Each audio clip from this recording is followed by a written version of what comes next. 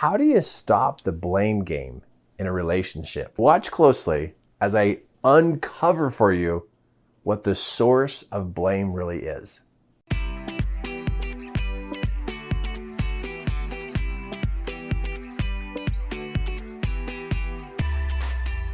You know when you blame the other person in the relationship for what's happened and they blame you back, you know you got yourself a big problem. Because the blame game has just got to stop. How are you going to solve the problem when you keep pointing at each other? You know, and you each are not taking your responsibility and accountability for what happened. But to stop the blame problem, we need to take a look at what's happening, why it's happening, and what to change. Two people who blame each other in a relationship, that is just like a slow, painful separation. Because as long as you keep pointing the finger at the other person, you literally are pushing them away. You're literally getting a hold of who they are and you're moving them away every time you blame them.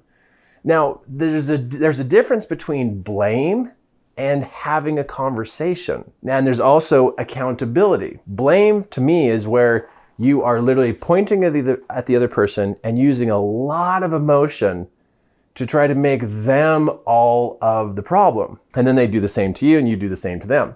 So the problem now is between the two of you. Now, here's a suggestion for you to make a difference in what you're doing. What if you take the same people, you and the other person, and you position yourselves next to each other and you put the problem out here?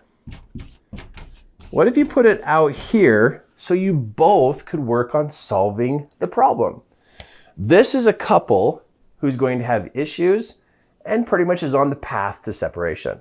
This is a couple who is going to get closer to each other, work with each other, and be able to solve more problems and have progress. This couple, where the problem's between them and they're blaming each other, they're going to be upset, they're going to be mad, they're going to be stressed, they're going to feel alone, they're going to feel distant. This couple right here, they're going to talk, they're going to share, they're going to brainstorm, they're going to forgive each other, they're going to confess and own their part in the issue that has just happened. Completely two different experiences between this couple and this couple. You know, this couple down here, they realize that literally half of what happened, I'll just label this A side and B side, that it was theirs and theirs. Like they own their part. Up here with blame, they're not trying to own their part. They're trying to protect and defend themselves from having anything to do with it. So when it comes to the blame part of what's going on in the relationship, it depends on what and how you want this to turn out. Do you want this to move forward? Do you want this to turn out better? But let's get to the root of what's really going on. The root of blame is hurt. So this is the ground and this is above the ground. This is the root. The root to blame is hurt.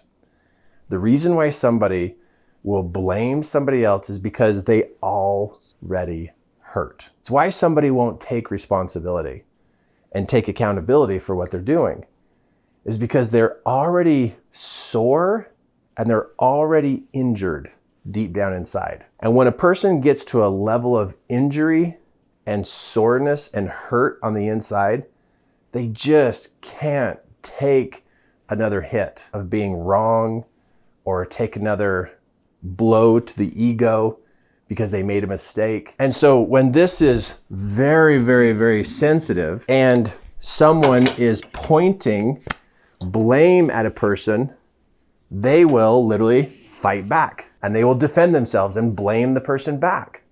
So in your relationship, you know, if you got blame happening in your relationship, maybe you need to just pause for a moment and realize it's either you or it's them that is really hurt. And you didn't do it. Hurt comes from way far back. You know, hurt comes from years and years and years ago. Rarely is there enough hurt that happens in a relationship that it actually was developed in that relationship. We usually bring hurt to the relationship. Think and ponder on this just for a moment. We bring the hurt to the relationship. And I know this. I have processed my past and my present so much to realize that whenever I get into a blame experience where I'm blaming others, I can find out and I can locate where in my past I had been hurt. And it was just now surfacing in this relationship. Most couples that struggle with the blame experience between the two of them, that hurt wasn't created by their significant other. It was created by past experiences. And so the hurt that's underneath the blame, this right here is old. It's been there for a long time. It's not new and fresh, but a person who really, really hurts is very slow to take accountability. I'm going to say this again because it's really important that you hear this. A person that is really hurt on the inside is slow to take responsibility and be accountable. Because if they take responsibility and accountability one more time of something they did wrong, this hurt could be so much to them that it feels like literally they're going to die from it. And when the brain senses how hurt they are on the inside and knows that they're on the edge, they will deflect, blame, point the finger at anybody else so that that pain of the mistake doesn't hit on the inside. They'll deflect it, they'll blame, they'll point fingers, anybody else to be the problem except for themselves. They just can't be the problem one more time because it could just be too painful and they feel like they're just going to completely collapse. And so, when they become blamers and they point fingers at everybody else, sometimes we look at those people and we think, what's wrong with them? They shouldn't do that. I think we need to look below the surface and go, gosh, what's causing them to be that way? So just so you're not missing the training here, hurt builds up to the point where they use blame to stay away from the hurt. So it's an escape route. It's an escape process for that person because they hurt so bad. So how do you deal with somebody who is in a blame kind of situation? How do you do that?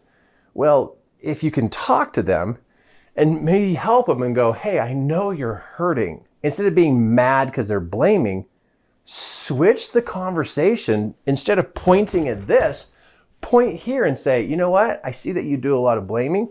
Maybe we need to talk about the hurt that you have inside you. They will be shocked that you even can see this part, that they actually hurt. Now, if you love this person and you really care about them, you're going to bring this up to them. I think one of the things that's driving you to blame so much is inside, you're really hurting. And even if they're like, no, I don't. Now, what are you talking about? No, they're hurt. And where there's hurt on the inside, there's a few other emotions that are in there. There's sad, there's angry, there's rejected, and that's just to name a few more. So what do you do to help this person so that they can actually change the way they're being? Maybe this is you. Maybe what I'm doing here is talking to you, and you need to listen to what I'm about ready to share with you. All of this right here is just sitting down in your gut and just festering. It's been there for years and years. What you need to do next is get a pad of paper out or get on your laptop and start typing and writing why and how you feel. How do you feel? Why do you feel this way? And just let it free flow come out of you. It's called free flow writing. Don't worry about spelling, punctuation, paragraphs. You just go, you know what? I'm angry. And you know what? I feel really sad and I feel hurt that. And you start writing about these emotions and what's going on the inside. Now, no one is going to read this.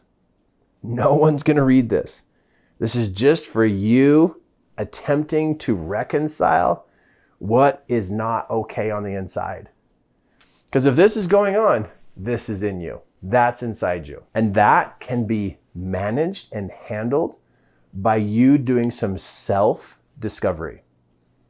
Get some paper, get a computer, start typing why you're angry, why you're hurt, why you feel rejected, why you feel alone. Start writing all these thoughts down. And it's probably going to come out in a big, ugly mess, but it's okay. It's okay. It's like, if you got a garbage can sitting in the kitchen and the garbage has been sitting there for 10 years. What would you say to the person who has a garbage can that's sitting in their kitchen that's been sitting there for 10 years? What would you tell them to do? You would tell that person, you need to take your garbage out and go dump the can out. That's exactly what you would tell them to do. And that's what I'm asking you to do. Get a notepad, get on your laptop, and get all of that out. You need to dump it out. How else is it going to leave your body? It's not going to evaporate through your skin. It's not going to come out your hair follicles. It's not going to drip out your fingers. It's just sitting there. And it keeps getting bigger and bigger as the years go along, and you're just hurting. So if you really want to make a change and get this out from being between you and the person you care about so much, you need to take out your own old stuff. All this old stuff that's in you. You would tell them to take the trash can out and dump it out. And just clean that out of the house. You can tell that it's yucky and it's stinky and it's causing problems and it can make you sick. Hurt, rejected, angry, sad, those emotions can make you sick. They can cause illnesses. They can cause you to not be who you really are. It can literally change your personality. And so to leave that inside you is toxic. Get a pad of paper, get on your laptop, start writing down how you feel. Don't let anybody read what you write. When you're done, take that paper, shred it, or burn it, or tear it up, destroy it. On your computer, when you're done writing, hit delete. Don't take it to your significant other and make them read it, because it's going to be very, very, very, very toxic. And you don't want anybody to read that. But take it out. Get it out of you. You can do this, and you do it in the privacy of your own space, and you can make a change.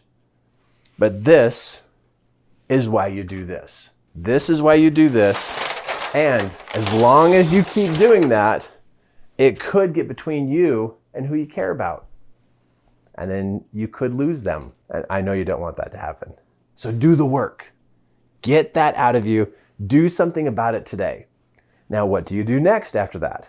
Well, tomorrow or the next day, do it again. And then a day or two later, do it again. It's going to take you about 3, 4, maybe even 5 times to really get that up and out of you. And you're going to feel so much better. You're going to find that this doesn't happen as much as where it was before. You're going to notice you're going to start coming back. And you're not going to be so sensitive to what's happening. And you're not going to be avoiding pointing fingers and deflecting things. You're not going to do that anymore. You'll be able to start taking responsibility for your life. And you can start doing better. But you got to get in there and move it. Nobody else can do it for you. It's yours. So you can make the change. But do the writing. Give yourself a day or two. Do it again. And just do this 3 or 4 times. Give yourself a day or two between to kind of recover from it. You're going to feel so good because you don't have to stay the way you are right now. You can make a difference today. Thank you for watching. I hope you found some great value in the exercise that I taught you throughout this video. If you do the work, or if you share this with a friend and they do the work, you're going to see a significant difference in who they are. They sure make a huge change when they get all that out. Now, if you're ready for more and you would like to have additional training, click the link right here below. And this is about my Rich and Rewarding Life monthly group mentoring program. You can live anywhere in the world. It's super affordable and it's custom designed to fit you in helping you take that next step forward in your relationships and in your life. Take a quick peek. Just click the link below and see if this is the right time and if I'm the right mentor for you. And before you leave, click subscribe.